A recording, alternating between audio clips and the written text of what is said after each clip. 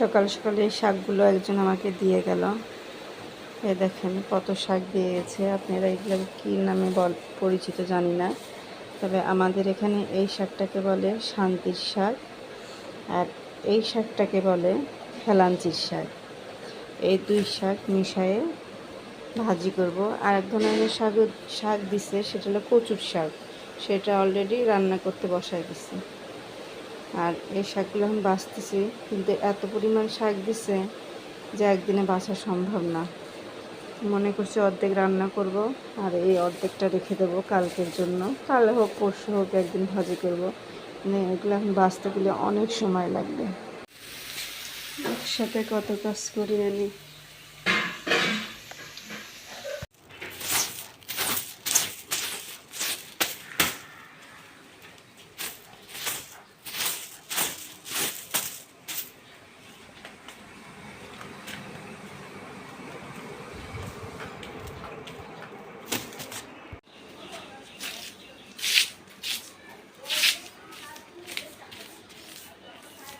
সেই সকালে উঠি, তাও কাজই শেষ করতে পারি না।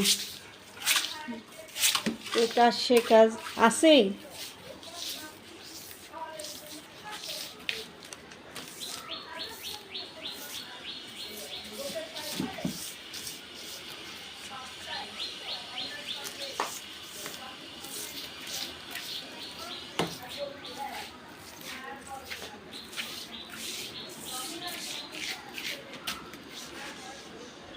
তুই এখানে এসে শুয়ে আছিস কেন? হ্যাঁ, আজান পড়লে গোসল করে নামাজ পড়তে যা।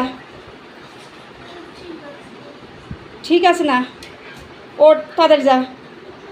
এই যে রান্না বান্না কমপ্লিট, এখন খেতে দেবো। এটা রুই মাছ রান্না করছি, একটু ঝোল করে রান্না করছি কলা দিয়ে। আপনারা খাইছেন কিনা জানি না, আমার ভালো লাগে কলা দিয়ে। এটা ডাউল, এটা কচু শাক ঘন্ট, একজন দিয়ে গেছিলো শাকটা ঘন্ট করছি। আর এটা সেই শাক যেটা আপনাদেরকে দেখালাম, ওই শাক।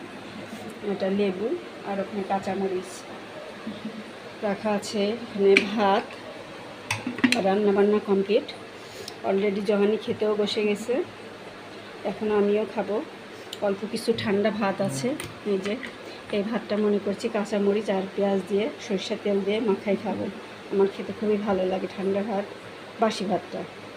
কার কেমন লাগে জানি না, তবে আমার খুব মজা লাগে খেতে। যাই হোক, আমার ভিডিওটা এখানেই শেষ করলাম।